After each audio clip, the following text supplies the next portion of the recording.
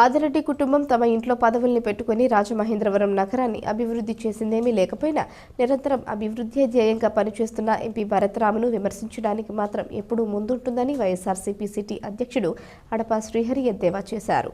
Mayor, MLC, ఇప్పుడు MLA పదవిని అనుభవిస్తున్న ఏనాడు నగరాన్ని వారు పట్టించుకున్న పాపాన పోలేదని విమర్శించారు. స్థానిక ప్రెస్ క్లబ్లో గురువారం జరిగిన మీడియా సమావేశంలో ఆయన మాట్లాడుతూ టీడీపీ రాష్ట్ర కార్యనిర్వాహక కార్యదర్శి ఆదిరెడ్డి వాసు, జనసేన సిటీ ఇన్ఛార్జ్ అనుశ్రీ సత్యనారాయణ ఇద్దరు సీఎం జగన్మోహన్ రెడ్డిని, ఎంపీ మార్కాని భరత్రామును ఇష్టమొచ్చినట్లుగా మాట్లాడుతున్నారని, ఇకపై అవాకులు చవాకులు పేలితే మాత్రం తగిన విధంగా బుద్ధి చెప్పడానికి సిద్ధంగా ఉన్నామని హెచ్చరించారు. వారిని తూలనాడటానికి తమకు సంస్కారం, తమ పార్టీ సిద్ధాంతాలు అడ్డు వస్తున్నాయని, అందుకే హెచ్చరికలతో సరిపెడుతున్నామని పేర్కొన్నారు. న్యాయ వ్యవస్థపై కూడా ఆదిరెడ్డి వాసు ఇష్టమొచ్చినట్లుగా ఆరోపణలు చేస్తున్నారని, చంద్రబాబు ఇంతకు శ్రీకృష్ణ జన్మస్థలానికి వెళ్లి వచ్చిన ఆదిరెడ్డి వాసు కూడా ఇలాగే వ్యవస్థలను మేనేజ్ చేసి బయటకు వచ్చారా అని ప్రశ్నించారు. డివిజన్ల వారీగా ఎక్కడ ఏ అభివృద్ధి చేశామో తమ వద్ద అన్ని పనుల వివరాలు ఉన్నాయని, వారి పాలనా కాలంలో ఎక్కడ ఏ పని చేశారో చెప్పడానికి సిద్ధంగా ఉంటే బహిరంగ సభకు రావాలని సవాల్ విసిరారు.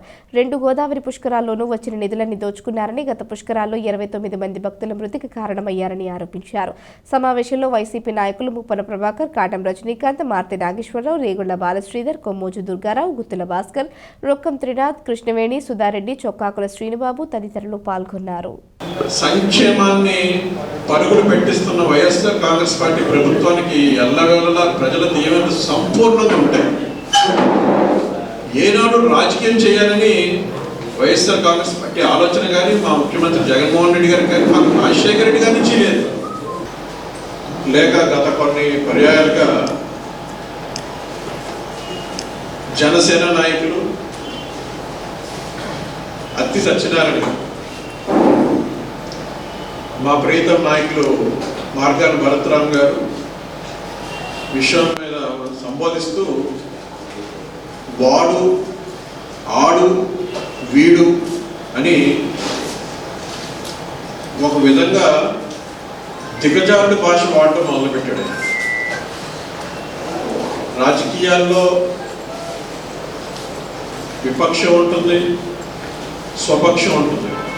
కానీ ఎప్పుడూ కూడా ఏనాడు ఎంతో చైతన్యవంతమైన ఈ రాజమండ్రి నగరంలో ప్రతిపక్షాలు ఎప్పుడూ కూడా ఆ రకమైన భాషతో ఎప్పుడూ సంపాదించడం లేదు. వైఎస్ఆర్సీపీఏ ప్యాకేజ్ పార్టీ, అందుకనే జగన్మోహన్ రెడ్డి గారు బెయిల్ మీద బయటకు వచ్చాడని సంబోధిస్తూ ఉన్నారు. అంటే బెయిల్ మీద బయటకు వస్తే ప్యాకేజ్ ఇచ్చి బయటకు వచ్చారన్న ఇదా మీకు న్యాయ వ్యవస్థ మీద మీకున్న అవగాహన, మీకున్న గౌరవం? మరి అదే బెయిల్ మీద మీ నాయకుడు చంద్రబాబు నాయుడు గారు వచ్చారు.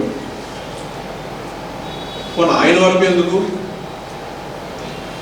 మీరు కూడా శ్రీకృష్ణ జన్మస్థానం నుంచే కదా వచ్చారు. మొన్న